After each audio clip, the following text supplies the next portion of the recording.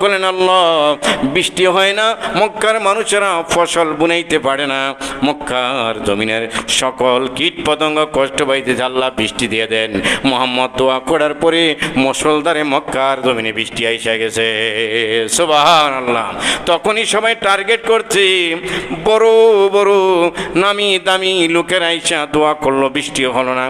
ছোট একটা বাচ্চা আবু লাহাবে নিয়ে আইছে, সেই দোয়া করার পরে বৃষ্টি আইছে। বাচ্চাটা কোনো সাধারণ বাচ্চা হবে না, বাচ্চাটার ভবিষ্যৎ অনেক উজ্জ্বল। সুবহানাল্লাহ।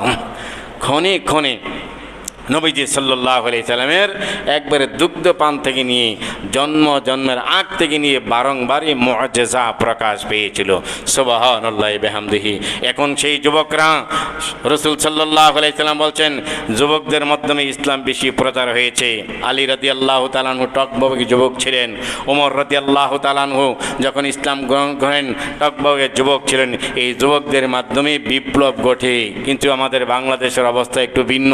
এই যুবক গত পরশুদিন কালকার ঘটনা দেখেছেন, ঢাকা বিশ্ববিদ্যালয়ের মতো একটা জায়গা, শিক্ষিত সমাজ, সব IB MA honours masters complete করা, বিবি এলএলবি এমবিএ করা, এই ছেলেরা পটুয়াখালীর বরগুনার একটা ছেলে তোফাজ্জল হাবলা গোবলা হেরি দড়ি এমন বর্বরিচিত কায়দায় মেরেছে, এটা মানুষ সহ্য করার মতো না।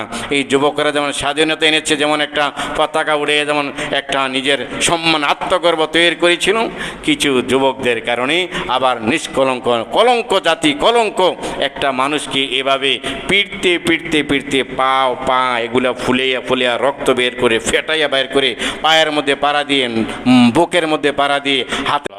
লা ইলাহা ইল্লাল্লাহ, লা ইলাহা ইল্লাল্লাহ, লা ইলাহা ইল্লাল্লাহ, লা ইলাহা ইল্লাল্লাহ, লা ইলাহা ইল্লাল্লাহ, লা ইলাহা ইল্লাল্লাহ, লা ইলাহা ইল্লাল্লাহ, লা ইলাহা ইল্লাল্লাহ, লা ইলাহা ইল্লাল্লাহ, লা ইলাহা ইল্লাল্লাহ, লা ইলাহা ইল্লাল্লাহ, লা ইলাহা ইল্লাল্লাহ, লা ইলাহা ইল্লাল্লাহ, মুহাম্মাদুর রাসূলুল্লাহ সাল্লাল্লাহু আলাইহি ওয়াসাল্লাম। कुदरत की तमाशा है मदीना की गली में, कुदरत की तमाशा है मदीना की गली में, वो जन्नत की नमूना है मदीना की गली में, वो जन्नत की नमूना है मदीना की गली में। है शाहन जगह सब ही तेरी दिल की सवाली, है शाहन जगह सब ही तेरी दिल की सवाली, उस दिल ने है दिल हो तेरे इश्क से खाली, उस दिल ने है दिल हो तेरे इश्क से खाली। अल्हम्दुलिल्लाह। সম্মানিত সবার আগে আগন্তুক মুসলিমবৃন্দ, পাক পরওয়ারদিগার আলম রব্বুল ইজ্জতের দরবারে জালালুল কদমে শুকরিয়া জ্ঞাপন করছি যে পরওয়ারদিগার আলম সবার আগে আমাদেরকে জাকিরিনদের, নামাজিদের কাতারে বসে পৃথিবীর সর্বশ্রেষ্ঠ কালামুল্লাহর জিকির করার সুযোগ দান করেছেন। মন থেকে কলব থেকে বলে নিচ্ছি আলহামদুলিল্লাহ। আমরা পিয়ারা নবী রাসূলুল্লাহ সাল্লাল্লাহু আলাইহি সাল্লামের জীবনী, জন্ম, শিশু, কৈশোর ইত্যাদি নিয়ে আলোচনার মধ্যে ছিলাম। জন্মের কিছু পূর্বক্ষণে জন্ম অবস্থায় কিছু মুজিজা প্রকাশ পেয়েছিল, তা আমরা আলোচনা করেছি। আল্লাহ সুবহানাহু ওয়া তাআলা সূরাতুল ফাতহ এর 26 নং পাড়াতে রব্বে করিম রাসূল পাক সাল্লাল্লাহু আলাইহি সাল্লাম সম্পর্কে বলেন, ইন্না আরসালনাকা শাহিদাও ওয়া মুবাশশিরাও ওয়া নাযীরা। নিশ্চয় আমি রাসূলকে সাক্ষী হিসাবে, সুসংবাদদাতা হিসাবে, নাযীর জাহান্নামের ভীতি প্রদর্শনকারী হিসাবে আমি নবীকে দুনিয়াতে প্রেরণ করেছি। ইন্না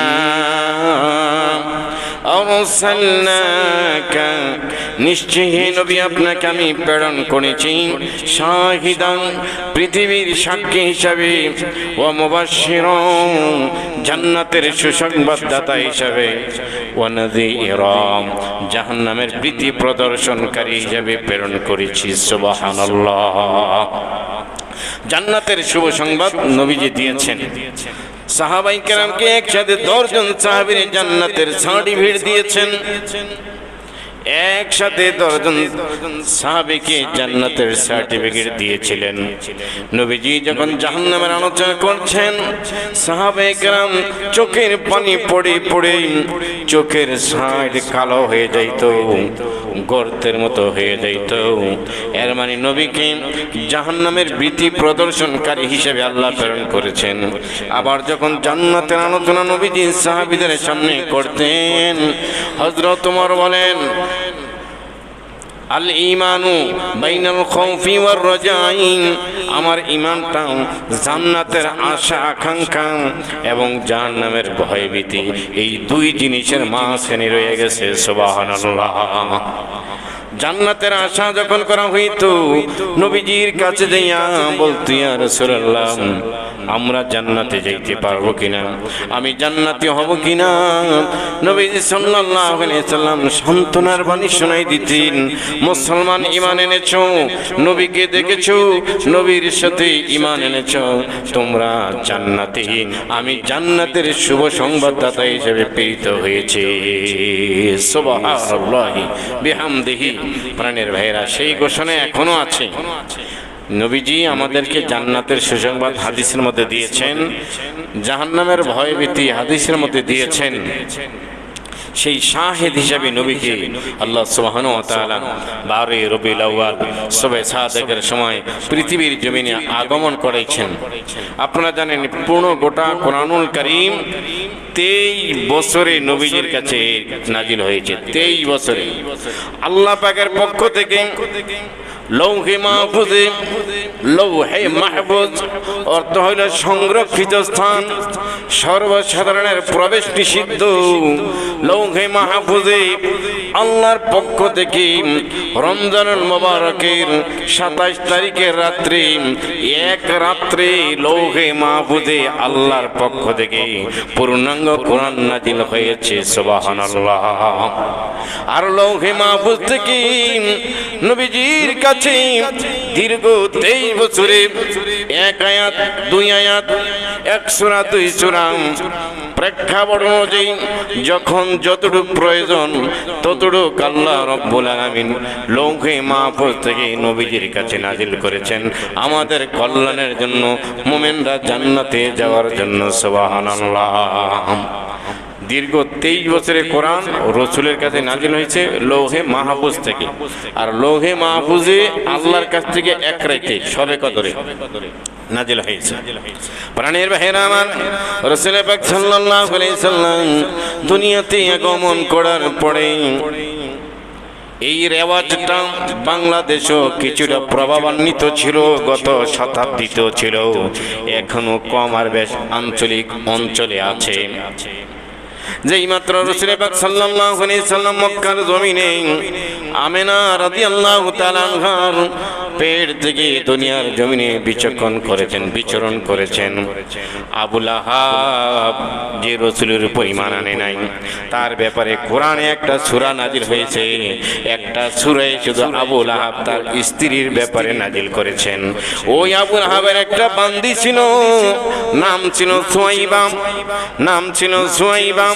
যেই মাত্র নবীজি জন্মগ্রহণ করে দুনিয়াতে এসেছেন, সুয়াইবা যাইয়াম আবু লাহাবের কাছে গিয়ে বলে, ও রে চাচা, ও মনিব, ও আমার মালিক, আপনার ভাতিজার ঘরে, আপনার ভাইয়ের ঘরে আপনার ভাতিজা জন্মগ্রহণ করেছে। সুবহানাল্লাহ। আপনার ভাই আব্দুল্লাহর ঘরে আপনার ভাতিজা জন্মগ্রহণ করেছে। রেওয়াজ অনুযায়ী, প্রথা অনুযায়ী আবুল আহাবের শাহাদাত আঙ্গুল, ওস্তা মাঝের আঙ্গুল, এই দুইটা আঙ্গুল দিয়ে ইশারা করে বলি, যেহেতু আমার ভাইয়ের ঘরে সন্তান হয়েছে, ছেলে হয়েছে, বংশের বাতি, যাও তুমি যে সুসংবাদটা আমার কাছে নিয়ে আসছো আমার বান্দি, এই উসিলায় তোমার আমি নাজাত দিয়া দিলাম, মানে আজাদ করে দিলাম। সুবহানাল্লাহ। এখনো অঞ্চল ভিত্তিক আছে, কুমিল্লায় ছিল, এখন আছে কিনা এটা জানি না। কারো ঘরে ছেলে হলে, মেয়ে হলে এই সংবাদরা কোনো মুরব্বী যায় যখন ছেলের শ্বশুর বাড়িতে বা মেয়ের শ্বশুর বাড়িতে দেয়, তখন তার একটা গিফট দেয়, হয় লুঙ্গি দেয়, না হলে ছাতি দেয়, না হয় টাকা দেয়, একটা গিফট দেয়, যে সুসংবাদ না আমার নাতি হয়েছে, আমার মেয়ের ঘরের সংবাদটা নিয়ে আসছে। এখন তো হয়তো টেলিফোনে আর বেশি ইমুতে দেখাই দেয় যে নাতি হয়েছে। এখন আর যাওয়া লাগে না, ছাতিও দেওয়া লাগতেছে না, কাপড় লুঙ্গি আর গিফট পাওয়ার ব্যবস্থা নাই। না হয় আগে ছাতি একটা বগলের নিচে নিয়ে এই হাড়া ধরতো, দুপুরে গিয়া উইটা বাইস্তির বাড়িতে বা ছেলের শ্বশুর বাড়িতে যে কইতো একটা সুসংবাদ নিয়েছে, কি কই যে আপনার ঘরে, আপনার মেয়ের ঘরে এই যে বাচ্চা হয়েছে সকালবেলায়, খবর পাইছো গিয়ে দুপুর বেলায়।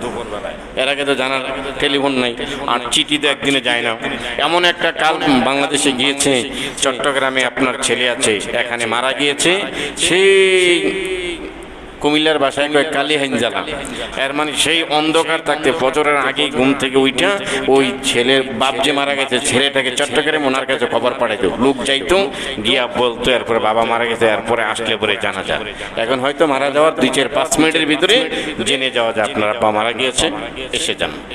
এমন একটা সময় ছিল, লম্বা টাইম, মারা গিয়েছে সকালে রাত্রে, এরপরে দিন দুপুরে গিয়া ছেলে বা মেয়ে জানতে পারতো যে বাবা মারা গেছে। এর আগে কোনো তো ছিল না। আবুল আহাবের বান্দিটার নাম সুয়াইবা। তাওয়ারিকে হাবিবিয়ানা কিতাবের মধ্যে লেখে, যেই মাত্র সুয়াইবা বান্দিটা আবুল আহাবের কাছে গিয়ে বলছে, আপনার ভাইয়ের ঘরে আব্দুল্লাহর ঘরে একটা বাচ্চা হয়েছে, ফুটফুটে সুন্দর।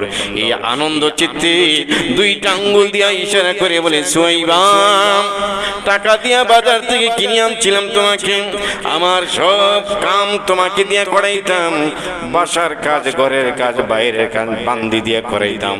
আজকে যেহেতু একটা সুসংবাদ তুমি নিয়ে আসছো, আমার ভাতিজা হয়েছে, এই ওসিলায়, এই কারণে তোমারে আমি আজাদ করে দিলাম।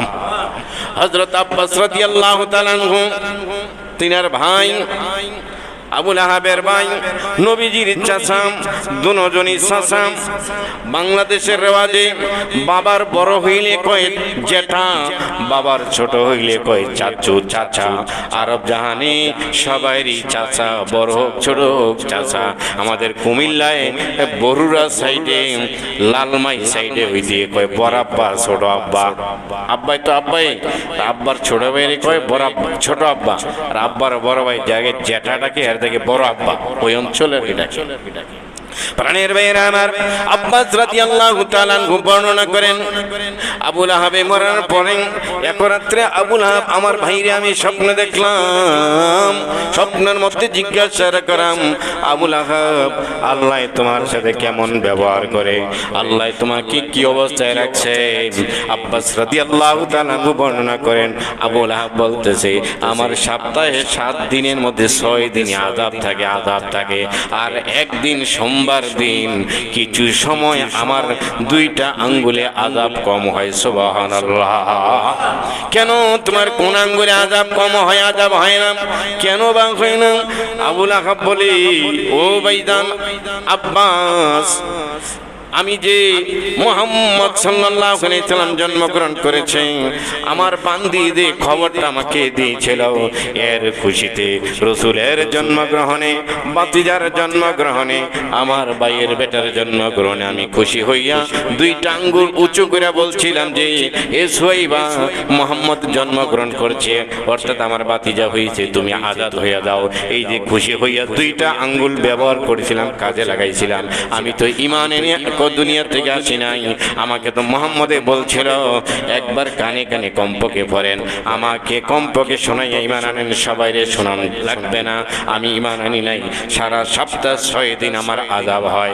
মুহাম্মদে সোমবার দিন জন্মগ্রহণ করেছে, যেই টাইমটা জন্মগ্রহণ করেছে যেই দুইটা আঙ্গুল দিয়ে ইশারা কইরা আমার বান্দিটার আমি আজাদ করছিলাম, এই মুহাম্মদের খুশির চরণে আমার দুইটা আঙ্গুলে প্রতি সোমবারে আযাব হালকা করে দেয়। সুবহানাল্লাহ। নবীজির জন্মগ্রহণ করার কারণে এই একজন কাফের, যার ব্যাপারে কোরআনে সূরা নাজিল হয়েছে সূরাতুল লাহাব, আবু লাহাবের ব্যাপারে। একদিন মুহাম্মদ সাল্লাল্লাহু আলাইহি সাল্লাম সাহাবাই কেরামকে নিয়ে এক জায়গায় বসা আছে, তালিম করতেছেন, দিনের কথা শোনাইতেছেন। আবু লাহাবে দূর থেকে বুঝতেছে এই তো বংশের কালিমার বউ, এই তো মুহাম্মদী। দেখা যায় এলাকার কিছু সর্দার, এলাকার কিছু যুবকদেরকে নিয়ে বৈঠক করতেছে, তে তো বংশের ভিতরে মুসলমান বানাই ফেলেব, যুবকগুলাকে মুহাম্মদের অনুসারী বানাই ফেলেব। তাব্বাল্লাকা আলিহাদা জামাআতানা, আবু লাহাব এই শব্দটা বলছিল, তাব্বাল্লাকা আলিহাদা জামাআতানা, এই যে জামাতরা বইয়া রয়েছে এগুলা যদি ধ্বংস হয়ে যেত, মইরা যাইত, বংশটা আমার নিষ্কলঙ্ক থাকতো, বংশ আমার কলঙ্ক হইত না। আবু লাহাব এই কথা বলছে। নবীজি মনে কষ্ট পাইছে, সাহাবীরা কষ্ট পাইছে। নবীজি সান্ত্বনা দেওয়ার জন্য আল্লাহ রাব্বুল আলামিন জানিয়ে দিয়েছেন, তাব্বাত ইয়াদা আবি লাহাবিন ওয়া তাব্ব মা আগনা আনহু মালুহু ওয়া মা কাসাব। হে নবী, যে হাত দিয়া ইশারা কইরাম তোমার সাহাবীদের জামাতরা তোমাকে সহ ধ্বংস হওয়ার কথা কামনা করছে আবু লাহাবে, আমি তার হাত ধ্বংস করে দিলাম। সুবহানাল্লাহ। তাব্বাত ইয়াদা, ইয়াদুন তাহা, তাব্বাত ধ্বংস হয়ে যাক, ইয়াদা আবি লাহাবিন ওয়া তাব্ব, আবু লাহাবের। এর পরেক্ষণে আয়াতে আবু লাহাবের স্ত্রী যেটা লাকড়ি টোকাইতো, হাম্মালাতাল হাতাব, মানে লাকড়ি টোকানিওয়ালি মহিলা, সেও নবীদের দুশমন ছিল, নবীদের দুশমনের পথে কাটা দিয়ে দিত, হেরেও ধ্বংসের কামনা আল্লাহ রাব্বুল আলামিন তাব্বাত ইয়াদা সূরাতুল লাহাব আবু লাহাবের ব্যাপারে সূরা নাযিল করেছে। প্রিয় হাজিরিন, বুঝাইবার ওই বিষয়টা, একজন কাফের যার ব্যাপারে কোরআনে সূরা নাযিল হয়েছে, সেও নবীজির জন্মতে খুশি হওয়ার কারণে সপ্তাহে একদিন কিছু সময় তার দুইটা আঙ্গুলে আযাব কম হয়। জোরে বলি সুবহানাল্লাহ। পাক ভারত উপমহাদেশের সবচেয়ে বেশি হাদিস বিশারদ এই পাক ভারত উপমহাদেশে যিনি হাদিস নিয়েছেন, ওলিউল্লাহ দেহলভী, মুহাদ্দিস ওলিউল্লাহ দেহলভী, মুহাদ্দিসে দেহলভী রাহিমাহুল্লাহ নব্বরাল্লাহু মারকাদাম, তিনি বর্ণনা করেছেন নবীজি সাল্লাল্লাহু আলাইহি সাল্লামের যে মিলাদুন নবী, মানে নবীজির জন্ম, এ নিয়ে আলোচনা করলে নফল ইবাদতের সওয়াব হবে। সুবহানাল্লাহ। মিলাদুন নবী এটা পালন করার কিছু নেই, আলোচনা করা যায়, আমল করার কিছু নেই। কেমন? নবীজি জন্মগ্রহণ করেছেন একবারে রক্তমুক্ত ছাড়া, একবারে নিষ্কলুকভাবে, এটা নবীজি জন্মগ্রহণ করেছেন। খালিসাতুল্লাহ মিন দুনিল মুমিনিন, এটা নবীর জন্য কাজ। আমরা কেউ এইভাবে জন্মগ্রহণ করতে পারবো না। নবীজি জন্মগ্রহণ করার সাথে সাথে কাবা শরীফে 360টা মূর্তি ছিল, মাজা ভেঙে পড়ে গেছে, এটা আলোচনা করা যাবে, আমলের কিছু নেই। তো মিলাদুন নবী আমলের কিছু নাই, আলোচনা করা যায়, আলোচনা করা সওয়াবের কাজ। নবীজির জন্মের সময় মুজিজা আমরা গত 1-2 সপ্তাহ যাবত যে আলোচনা করলাম, সারা বাংলাদেশে যে মিলাদুন নবী আর সিরাতুন নবী নিয়ে একটা পারাপারি, কেউ বেশি বাড়াই ফলাইতেছে, কেউ একবারে কমাইয়া ফলাইতেছে। রাসূল বলছেন, ক্বালা রাসূলুল্লাহ সাল্লাল্লাহু আলাইহি সাল্লাম, খায়রুল উমুরি আওসাতুহা, মধ্যম পন্থা অবলম্বন করিল উত্তম। গুড, বেটার, বেস্ট, ভালো এর চেয়ে আর ভালো, মহা ভালো, মধ্যম পন্থা অবলম্বন করা। তো মিলাদুন নবী আলোচনা করা যায়। তবে বাংলাদেশে মিলাদুন নবী পালন করতে দিয়া রথযাত্রা বের করে ফেলায়, রথযাত্রা বের করে 1 তারা 2 তারা 3 তারা হারমোনিয়াম অ্যালুমিনিয়াম দিয়া বাঁশি বাজাইয়া, ডুগডুগি বাজাইয়া, তারপরে তবলা বাজাইয়া, ঢোল বাজাইয়া নবীজির খুশির উদযাপন করে। এটা নবীজি করেন নাই, সাহাবী করেন নাই, এটা কুসংস্কার, এটা করা যাবে না। হ্যাঁ, নবীজির জন্ম সম্পর্কে মিলাদুন নবী অর্থ নবী সাল্লাল্লাহু আলাইহি ওয়াসাল্লামের জন্ম, ওয়ালাদা ইউলাদু মিলাদুন অর্থ হলো জন্ম। তো মিলাদুন নবী মানে নবীজির জন্ম, নবীজির জন্ম নিয়ে আলোচনা করা, নবীজির জন্মের আগে পিছনে জন্মের সময় যে মুআজিজা প্রকাশ পেয়েছে এগুলো নিয়ে আলোচনা করলে ঈমান তাজা হয়, নবীর প্রতি ইশক ও মহব্বত বাড়ে, এগুলা করা যাবে। আপনারা আমরাও 12ই রবিউল আউয়াল মসজিদে আল আকসায় শুনে রাখা মিলাদুন নবী নবীজির জন্ম নিয়ে আলোচনা করেছে, আলোচনা সভা হয়েছে, বিভিন্ন জায়গায় হচ্ছে, এটা করা যায়। কিন্তু মিলাদুন নবীর নাম দিয়ে লাল শালু পরে জটলা চটলা ছালাওয়ালা তালাওয়ালা এরা রাস্তায় রথযাত্রার মতো, হিন্দুরা যেমন রথযাত্রা বের করে তারা একটা পালকি বানাইয়া, যে পিসাব আছে এই পাকিস্তান থেকে আসে ওরে একবারে বউ বেডির মতো সাজাইয়া পালকির মধ্যে কান্দে নিয়ে, আব্বাসী সাহেব সুন্দর বলেছেন, ডক্টর এনায়েতুল আব্বাসী সাহেব বলেছেন এটা একটা ফাউল, একটা ভণ্ডামি। সেই পালকির মধ্যে বসা থাকে আর 4 জন যুবক তাকে কান্দ নিয়ে যাচ্ছে, সে মিলাদুন নবী পালন করতেছে, সেও তাদের মতো হাঁটুক, ইয়া নবী সালাম আলাইকা বলুক, আহলান সাহালান যুয়ুফুনাল মুকাররম, নবীজি আসার পরে খোঁজ আমদের এভাবে বলুক, এটা কোনো গর্হিত কাজ নয়। তবে রথযাত্রা সাজিয়ে গুজিয়ে মাইকিং করে লাইট জ্বালিয়ে জারবাতি তারাবাতি আতশবাজি জ্বালিয়ে নবীজির জন্মগ্রহণ পালন করা, 4,000 10,000 টাকা দিয়ে কেক বানাইয়া অর্ডার দিয়ে এটার মধ্যে মুহাম্মদ সাল্লাল্লাহু আলাইহি সাল্লাম প্রফেট সাল্লাল্লাহু আলাইহি সাল্লাম লিখে এই কেক কাটা, চারদিক দিয়ে মোমবাতি জ্বালানো, এই রেওয়াজটা কুপ্রথা, বেদাত, কুসংস্কার। ক্লিয়ার বলছেন? এই যে একটা উপলব্ধ নবীজির জন্মদিবস উপলক্ষে আট্টসি, মাইজবান্ডারি, সুরশ্রী, দেওয়ানবাগি ইত্যাদি আরো হিজবুত তাওহীদ এই জাতীয় দাতা যারা বেশি শরীয়ত গর্হিত কাজ বেশি বাড়াই ফেলছে শরীয়তের ভিতরে, এই জাতীয় লোকেরা নবীজির নামে 12ই রবিউল আউয়ালে কেক কাটে, এটা গর্হিত কাজ, গুনার কাজ। বাট মিলাদুন নবী কেউ অস্বীকার করে না, কোনো কাফেরও মিলাদুন নবী অস্বীকার করে না, মুসলমান বা আলেমরা থাক দূরের কথা। এটা দিয়ে আপনাদের মধ্যে ডিভাইডের সৃষ্টি করে এমনি সবাই ঐক্য ঐক্য হই, ঐক্য চাই, কিন্তু কারো মনের ভিতরে ঐক্য হওয়ার মূল তামান্না নাই। যদি থাকতো আলেম ওলামারা এতটা দলে বিভক্ত হতো না। আলেমদের ভিতরে ঐক্য হওয়ার তামান্না 100% নেই। যদি থাকতো তারা ছাড় দিয়ে নিজের পদ বিসর্জন দিয়ে সব দল ঐক্য হয়ে একজনকে আমির মানে তাহার অনুসরণ করে ইসলামের বিজয়ী পতাকা বাংলাদেশে উড্ডয়ন করতে পারত। যদি সবাইকে ঐক্য চাই, আসেন আমার সাথে ঐক্য চাই, ওই যে বিচার মানি তাল গাছ আমার প্রেসিডেন্ট সভাপতি চেয়ারম্যান রাইজকে বাকি আপনারা ঐক্য হয়ে আসেন, সেও কয় আমার চেয়ারম্যান পদ ঠিক রেখে আপনারা ঐক্য হয়ে আসেন। এভাবে ঐক্য হওয়া সম্ভব নয়। এরকম কাদা ছোড়াছড়ি অনলাইনে এক এক মাহফিলে এই বক্তা অমুক বক্তার নামে ইশারায় ইন্ডিকেটে কথা বলে, সে আবার এটাই ভিডিও ফুটেজ দেখা আবার আরেকটা ভিডিও বানিয়ে কাউন্টার দেয়। এইভাবে সয়লাভ হতে হতে ওলামায়ে কেরামের ভিতরে প্রায় 43-44টা দল হয়ে গেছে। এখন কে কারে ফলো করবে, কে কারে মানবো? একদল কয় মিলাদুন নবী পালন করতে হবে, আরেক দল কয় মিলাদুন নবী বলতে কিছু নেই, সিরাতুন নবী পালন করতে হবে। বিষয় দোনোটা এমন যে মিলাদুন নবী পালনের বিষয় না, আলোচনা করা যেতে পারে। মিলাদুন নবী তো হয়েছে মানে নবীজির জন্ম হয়েছে, এটার মধ্যে বাড়াবাড়ি করা যাবে না। আর সিরাতুন নবী কেউ অস্বীকার করেছে, মিলাদুন নবী না হলে সিরাতুন নবী থাকবো কিভাবে? নবী জন্মগ্রহণ না করলে সিরাতুন নবী পালন করব কিভাবে? জন্মগ্রহণ এটা ঠিক আছে, সিরাতুন নবীর আলোচনা করলে ভালো নিয়ে বিষয়, আমলের বিষয়। সিরাত মানে নবীজির জন্ম বৃত্তান্ত, আর মিলাদুন নবী মানে নবীজির জন্ম বৃত্তান্ত, আর সিরাতুন নবী নবীজির জীবন বৃত্তান্ত। তো নবীদের জন্ম বৃত্তান্ত নিয়ে আমল করার কিছু নেই, পালন করার কিছু নেই, আলোচনা করা যেতে পারে। আর নবীজির সিরাতুন নবীর জীবন বৃত্তান্ত নিয়ে আলোচনা করবে প্লাস আমলও করবে। নবীজির জীবনে কোনোদিন মানুষকে গালি দেয় নাই, এটা জীবনী, এটা সিরাত। তাইলে আমরা পালন করব, আমরা কোনোদিন মিথ্যা কথা বলবো না। নবীজি দুনিয়াতে কাউকে মাফে কম দেয় নাই, ধোঁকা দেয় নাই। নবীজি এমনকি একটা ঘোড়াকেও, কুকুরকেও, বিড়ালকেও কোনোদিন ধোঁকা দেয় নাই। আমরা তো কুকুরকে ধোঁকা দেই, হাতের মধ্যে মিঠাইয়ের পোটলা নাই, এমনি একটা কাগজ নিয়ে কুকুরে বলি আয় আয়, আইসা কুকুর দেখে হাতে খানা নাই।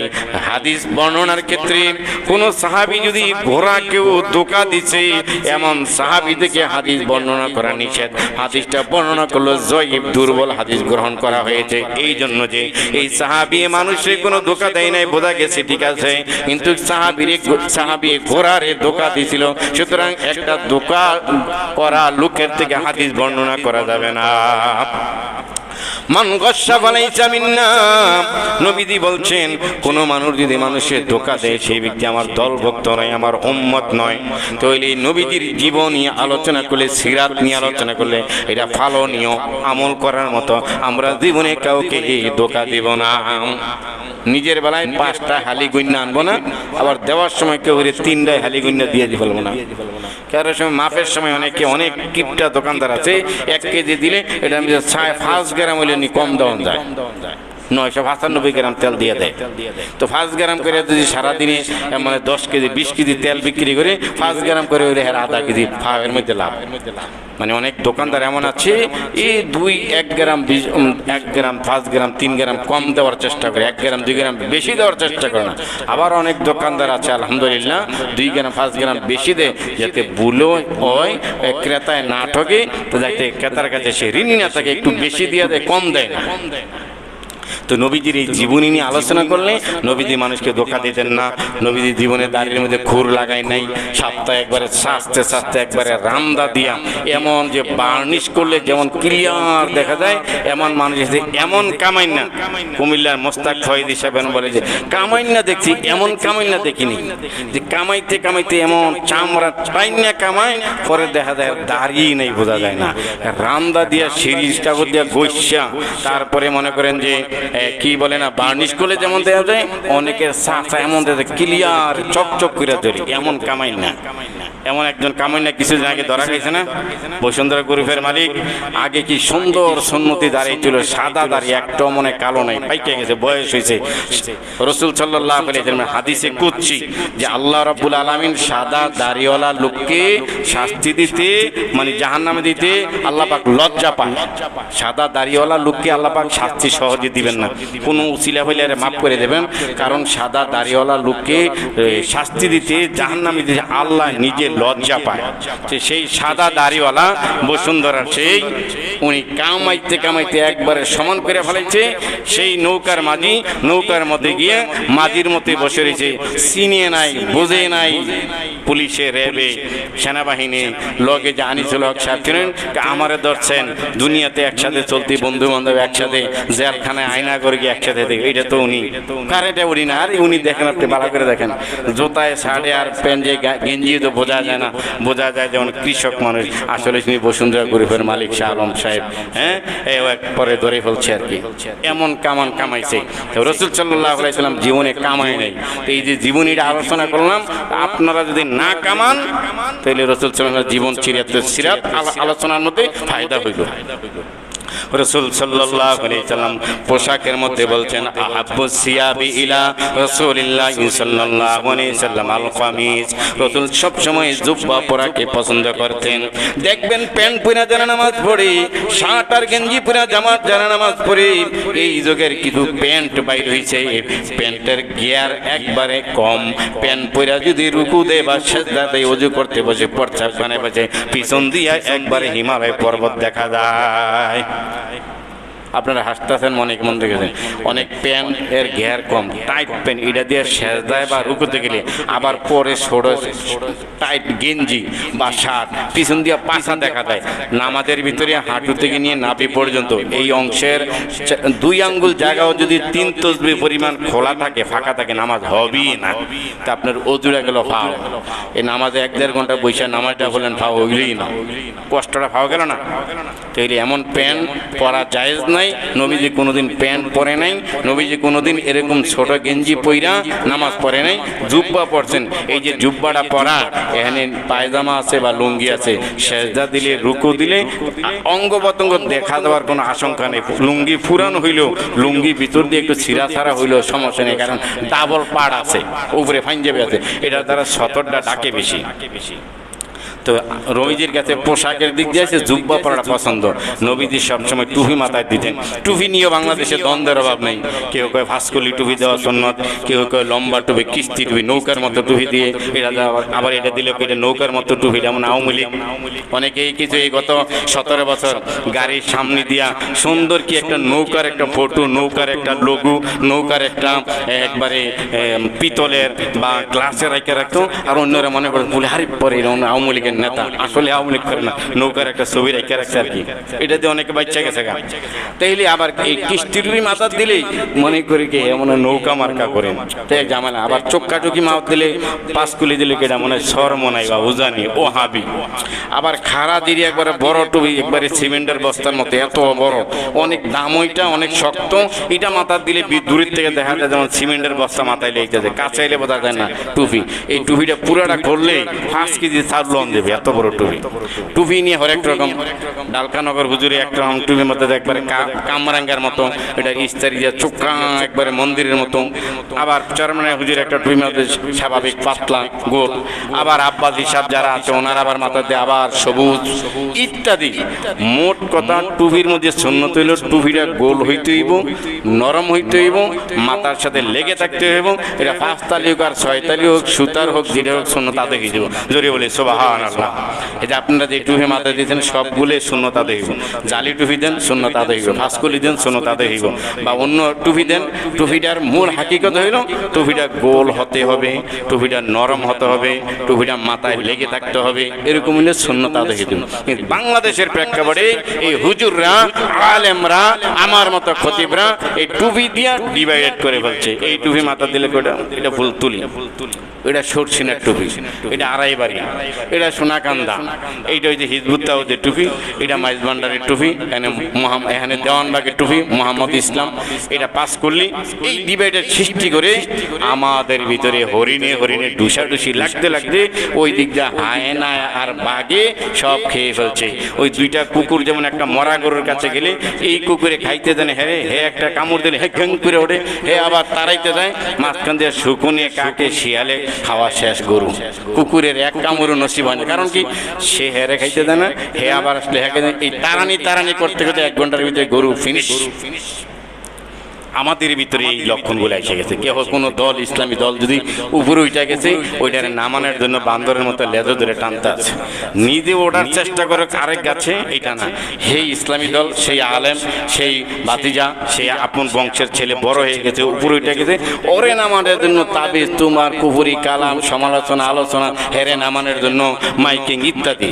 নিজেও ওঠেন উপরে, এটা করবে না, হে উপরে উঠে গেছে, এটা নামানোর জন্য চেষ্টা করে। আল্লাহ হেফাজত করে, হেদায়েত দান করে, সবাই বলি আমিন। কিন্তু ঐক্য থাকতে হবে, তাহলে ইসলামের বিজয় সুনিশ্চিত। রাসূল সাল্লাল্লাহু আলাইহি সাল্লামের জীবনী, রাসূল বলছেন এই কোরআনকে, ওয়াতাসিমু বিহাবলিল্লাহি জামিআন ওয়া লা তাফাররাকু, তোমরা এই কোরআন নামক রশিকে আটকে ধরো, তোমরা বিচ্ছিন্ন হয়ে না। একে আল মুসলিম কাজাসাদিন ওয়াহিদিন, সব মুসলমান একই বডির মতো থাকবা। তোমার একই বডির অঙ্গের মধ্যে কোনো আঘাত খেলে যেমন পুরো বডি আঘাত খায়, তোমরা মুসলমানরা যখন একই ছাতার তলে, একই দলে, একই নিশানে থাকবা, তাহলে কাফের, বেদিন, ইহুদি, নাসারা তোমাদেরকে আক্রমণ করতে পারবে না। এমনও দেখেন না, ডিসকভারি চ্যানেল যারা দেখেন, ন্যাশনাল জিওগ্রাফি চ্যানেল যারা দেখেন, দেখেন একই বকরির পাল বা মহিষের পাল 20-30টা একসাথে যাইতেছে। যেই বাঘে বা হায়নায় এখান থেকে একটা মহিষ অথবা একটা বকরি খাবে, আগে ষড়যন্ত্র করে এই বকরির পাল থেকে, মহিষের পাল থেকে 2-1টা বকরির কিভাবে আলাদা করা যায়, পৃথক করা যায়। পৃথক করতে বলে ওইটারে গিয়ে সে সবাই সে গিয়া শিকার করে খেয়ে ফেলে। আর একসাথে থাকলে অনেকটি মহিষ 2-1টা বাঘের ডুসে মেরেও ফেলতে পারে, ভয়ে যায় না। ইহুদি, নাসারা, খ্রিস্টান, শয়তান হেরাত চক্র চায় মোমেনরা যাতে একই জামাতে, একই পাল না থাকতে পারে। মুসলমানদের যখন বিভিন্ন ভাগে ভাগ করে ফেলবো, তো মুসলমানদের শক্তি কমে গেছে। চরমনের মানলে জামাত ইসলাম কমে মারা দরকার, আরো মারা দরকার। আবার জামাত ইসলামে মানলে চরমনাইবে হাফাজত মারো, হেরারে মারছে। সরসিনারে আটক করলে ফুরফুরার থেকে সরসিনার ধরছে, এবার মারো। মোট কথা আলেমদের ভিতরে ছোটখাটো কিছু বিষয় নিয়ে ফাটল এমন সৃষ্টি হয়েছে, এক দল আরেক দলের বিরুদ্ধে। এখন আর কাফের বেঈমান মুর্শিদের সাথে যুদ্ধ করার সময় না, নিজেরা যুদ্ধ শেষ হইতেছে না। নিজেরা যুদ্ধ কি নিয়ে, একটা পথ নিয়ে, একটা দল নিয়ে, নাইলে টুপি নিয়ে, নাইলে পাঞ্জাবি ফাড়া পরে আর গোল পরে, এই টুকিটাকে বিষয় নিয়ে। আল্লাহ হেদায়েত হেফাজত দান করে, সবাই বলি আমিন। সিরাতুন নবী আলোচনা করলে, নবীজির জীবনী আলোচনা করলে, নবীজির জীবনীটা আমার আপনার আমলের মধ্যে ফিটিং করা যাবে। নবীজির যৌবনকালের ঘটনা, নবীজি সাল্লাল্লাহু আলাইহি সাল্লাম মাত্র বয়স যখন 6 বছর হয়েছে, নিজের মা মারা গেছে। মায়ের কাছে বলছে আব্বাজানের কবরটা কোন জায়গায় একটু জিয়ারত করতে যাব। নানার বাড়িতে বাড়িতে গেছে, ওইখান থেকে আসার পরে বাবলা বাগান, মক্কা মদিনার মাঝামাঝি জায়গায় বাবলা বাগান, ওই জায়গার মধ্যে এই দাদাদানের সাথে এই মায়ের সাথে বাবার কবর জিয়ারত করতে গেছে। নানার বাড়িতে থাকাকালীন মা অসুস্থ হয়ে গেছে, জ্বর উঠে গেছে। ওই অসুস্থতায় মাকেও নবীজি হারাইছেন, বাবলা বাগানের মাঝেও মাকেও দাফন করা হয়েছে। নবীজি সাল্লাল্লাহু আলাইহি সাল্লামের বয়স যখন 8 বছর, আব্দুল মুত্তালিব দায়িত্ব নিছেন, বাতিজারে লালন পালনের দায়িত্ব নিছেন। নবীজির বয়স যখন 10, 11, 12 বছর, এই প্রাণের ভাইরা আমার মক্কায় কোনো বৃষ্টি হয় না। আবু লাহাবি নবীজিরে নিয়ে গেছে, মাঠের মধ্যে সালাতুল ইস্তিসকা পড়ছে, বৃষ্টি হয় না, দোয়া করতেছে, বৃষ্টি হয় না। শেষ পর্যায়ে আবু লাহাবের এই বাচ্চাটা দেখে, আবু লাহাবের কোলে মুহাম্মদকে দেখে অন্যরা বলে এই বাচ্চাটা যদি ছোট আছে তারে দিয়ে একটু দোয়া করেন, হয়তো বৃষ্টি আসতে পারে। আবু লাহাব দিলেন, যাও বাতিজা যাও।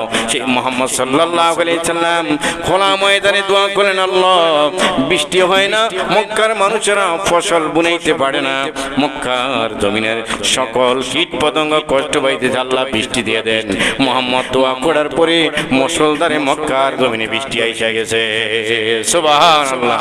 তখনই সবাই টার্গেট করছে, বড় বড় নামি দামি লোকের আইসা দোয়া করলো, বৃষ্টি হলো না। ছোট একটা বাচ্চা আবু লাহাবে নিয়ে আইছে, সেই দোয়া করার পরে বৃষ্টি আইছে। বাচ্চাটা কোনো সাধারণ বাচ্চা হবে না, বাচ্চাটার ভবিষ্যৎ অনেক উজ্জ্বল। সুবহানাল্লাহ। ক্ষণে ক্ষণে নবীজি সাল্লাল্লাহু আলাইহি সাল্লামের একবারে দুগ্ধ পান থেকে নিয়ে জন্মের আগ থেকে নিয়ে বারংবারই মুআজিজা প্রকাশ পেয়েছিল। সুবহানাল্লাহি বিহামদিহি। এখন সেই যুবকরা, রাসূল সাল্লাল্লাহু আলাইহি সাল্লাম বলছেন, যুবকদের মাধ্যমে ইসলাম বেশি প্রচার হয়েছে।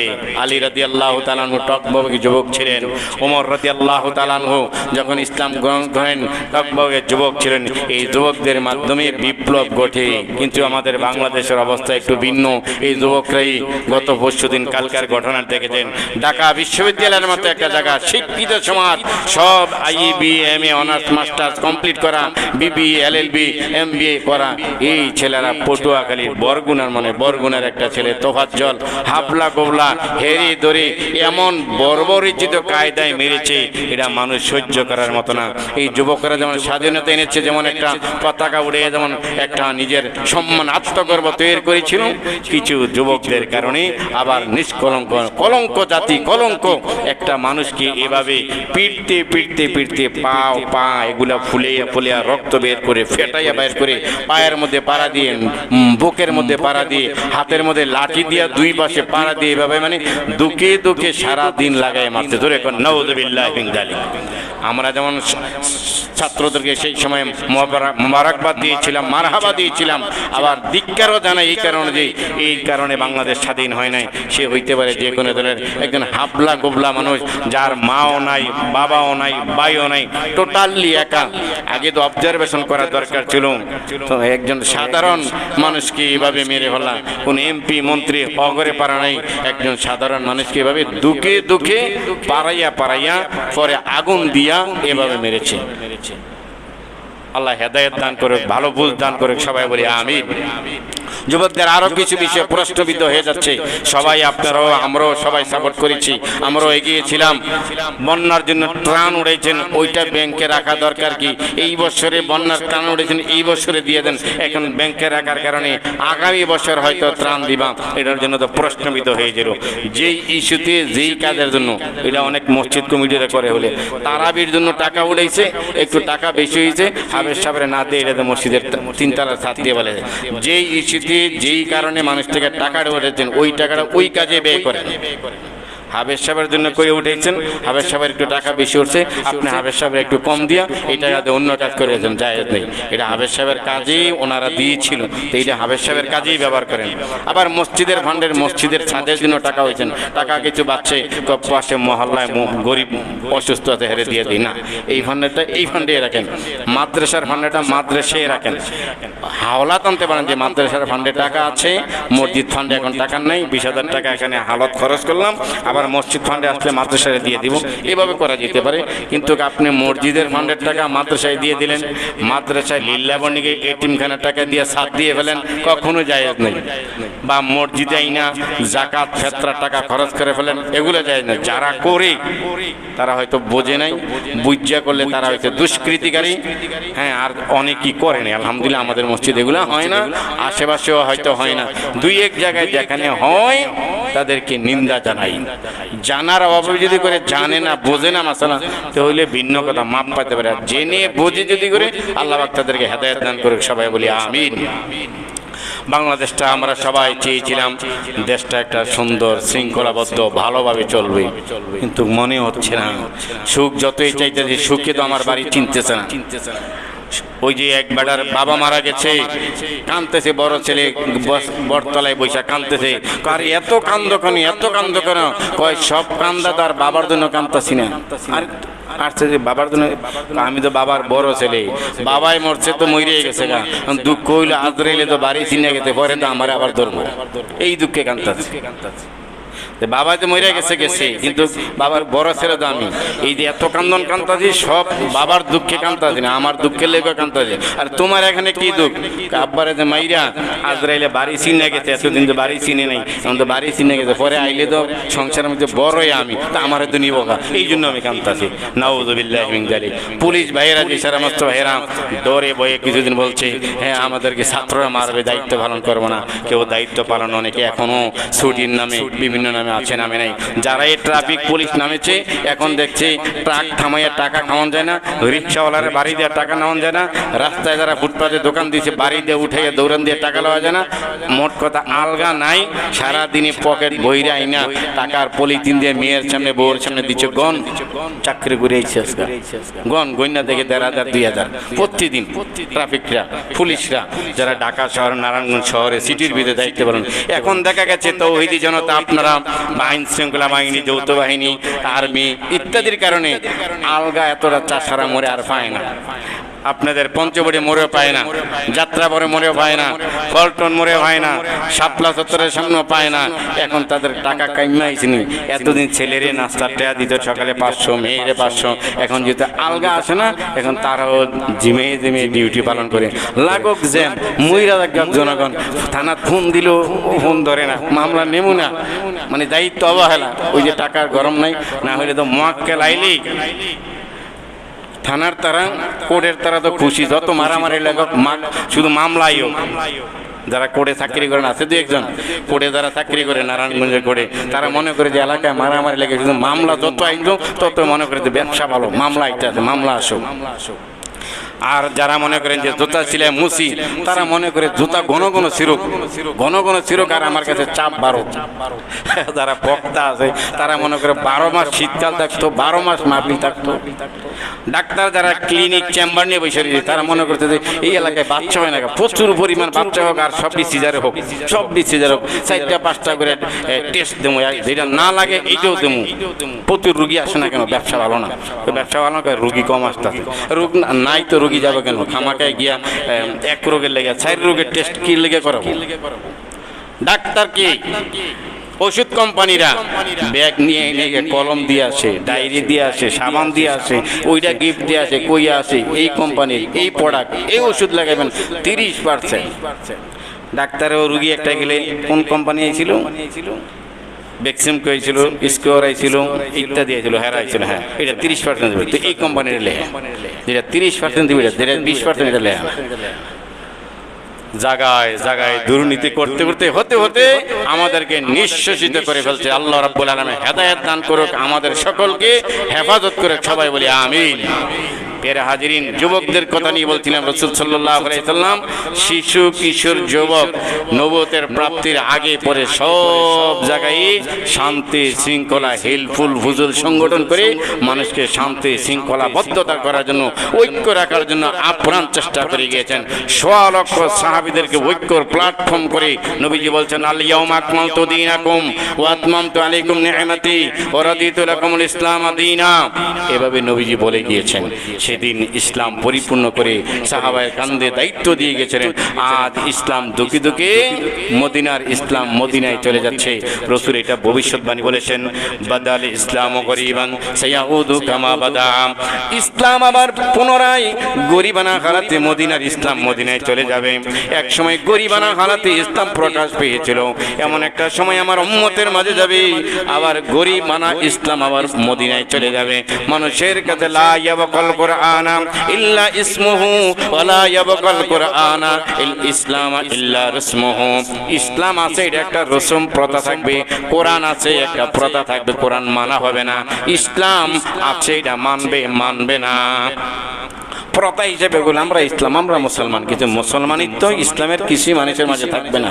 কোরআন একটা রসম হিসেবে যে খতম পড়াইবে, রমজানে খতমে তারাবি পড়াবে, খতম পড়বে, ওটা কি আছে মানামানির জন্য থাকবে না, এমন একটা সময় এসে যেতেছে।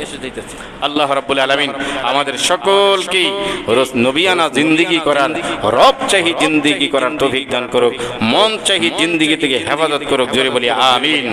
তাহলে যেটা বলতেছিলাম যে যুবকদেরকে রাসূল সাল্লাল্লাহু আলাইহি সাল্লাম ইসলামের প্রতি বেশি দীক্ষিত করার চেষ্টা করতেন।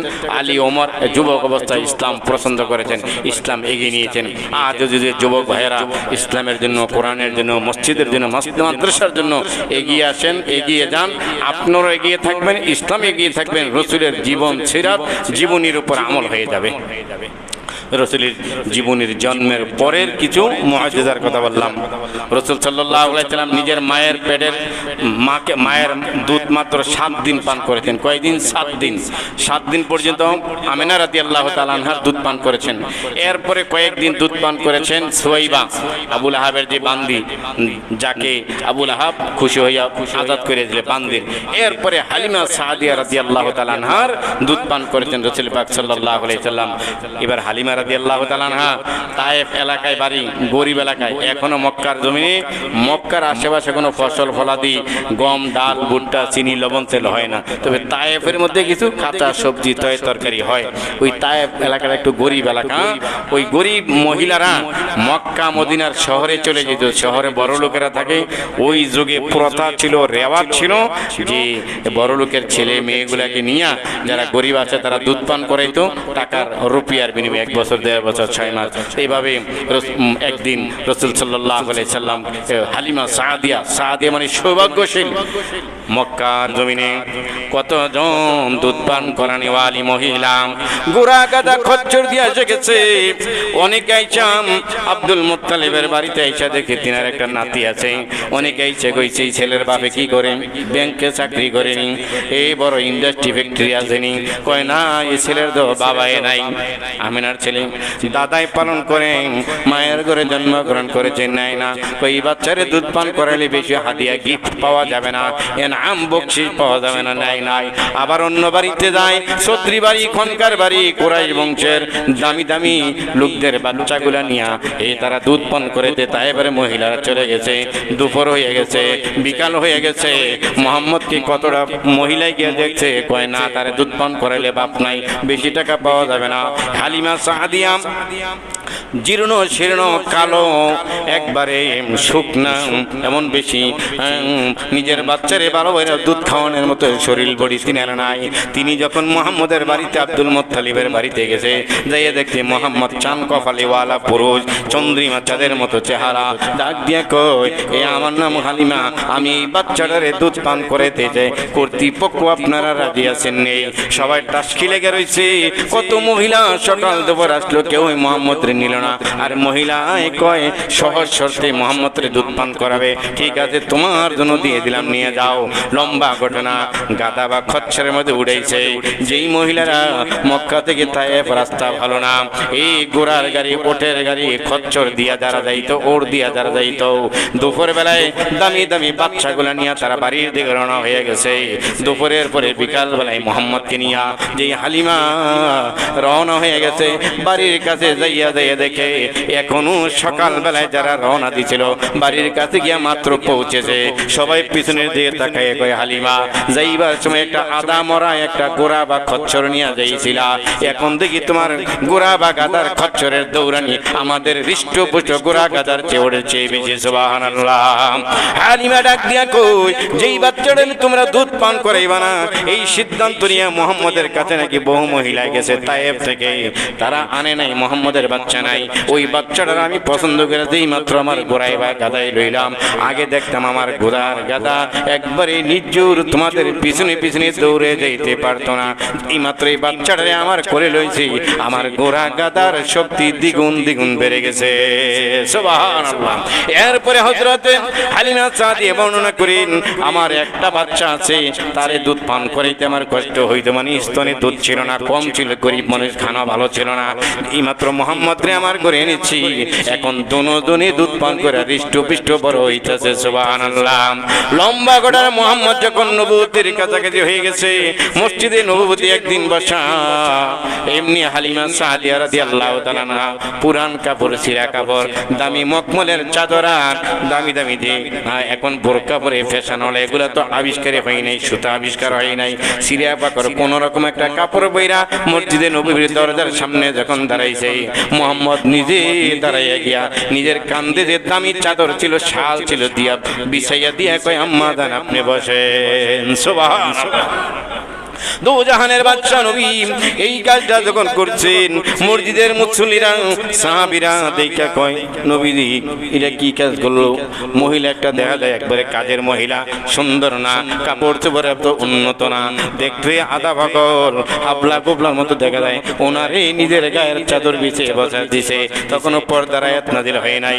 এমনি মুহাম্মদ সাল্লাল্লাহু আলাইহি সাল্লাম ডাক দিয়ে কয়, হে বন্ধুরা সাহাবীরা, তোমরা মন ঘাবড়াইও না, এটা অন্য কেউ নয়, এটা কোনো বিন মহিলা নয়, এটা কোনো আমার পর্দার খেলাপ হবে এমন মহিলা নয়, এই মহিলার দুধ পান আমি করেছি, এই মহিলা হলো হালিমা সাদিয়া। সুবহানাল্লাহ।